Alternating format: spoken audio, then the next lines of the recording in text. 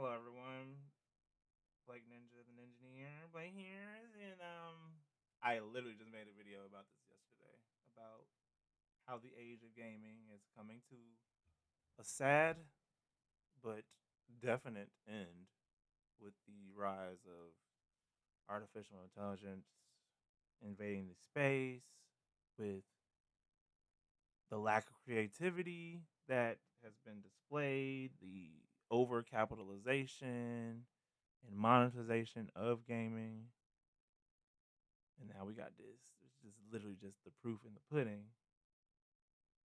No more physical games, which is it's crazy because this is literally the same company that was in the news a few days ago for ending licenses that removes digital media from your library, stuff that you actually purchase.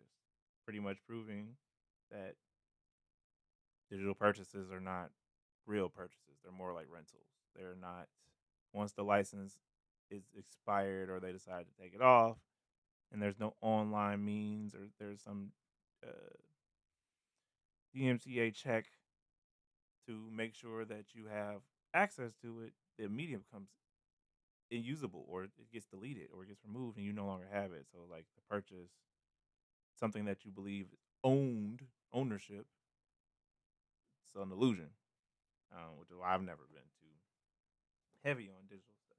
I don't unless there's some way to offline back it up. I'm never and with game systems there's it's most likely on PC.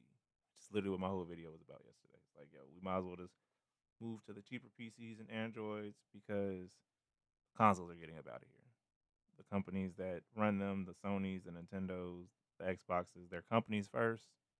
The gaming was a fun run during COVID. They made billions of dollars, but that run is over. It's about AI now.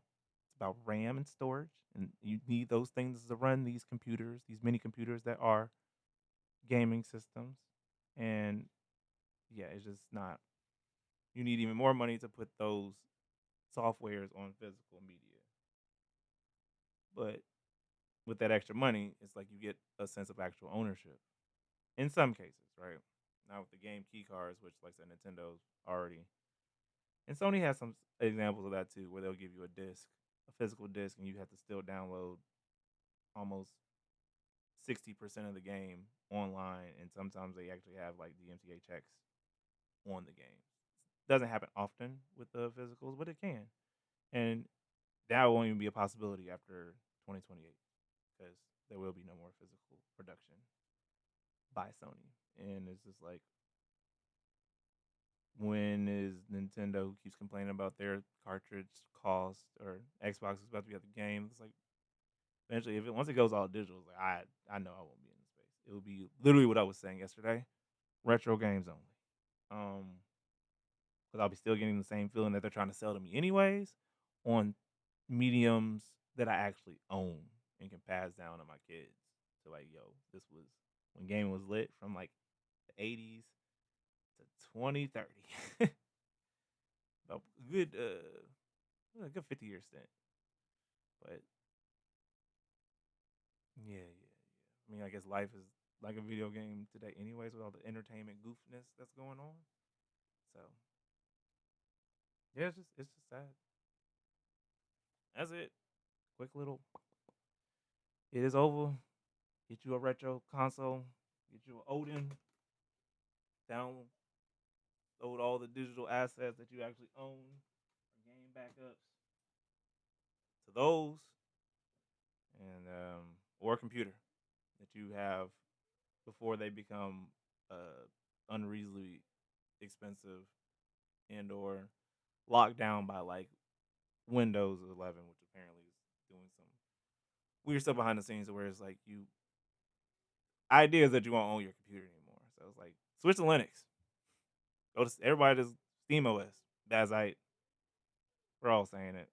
Even though I think there's a big like there was like a big hack of I want to say one of the Linux kernels the other day, but also be secure and safe with your how you access and use the internet, which is getting locked down as well and censored. Yeah, just get a game, get one of these and go offline. That's what I'm saying. That's where we're going by 2030. That's what it'll be if you're a gamer. You're gonna be offline.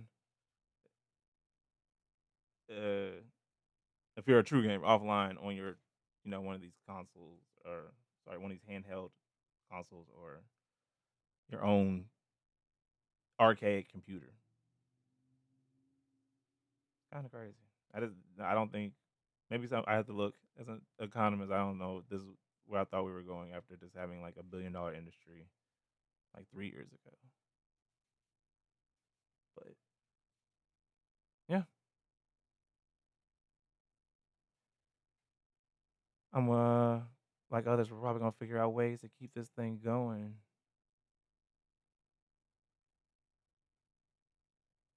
Um, like I said, gaming as we know it, the era is over.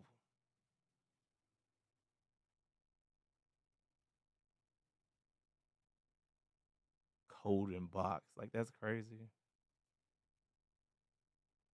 I guess that's my thing. I have an internal. I just drive PS5 and PS5 Pro on purpose because like I like owning some of these things, like the Spider Mans and Monster Hunters, and I don't got the biggest PS5 library, but it's pretty decent.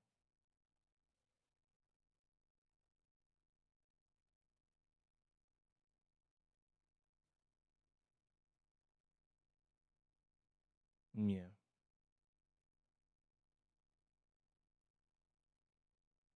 I mean, we get rid of the stuff, the retro stuff, and then of course comes the delisting.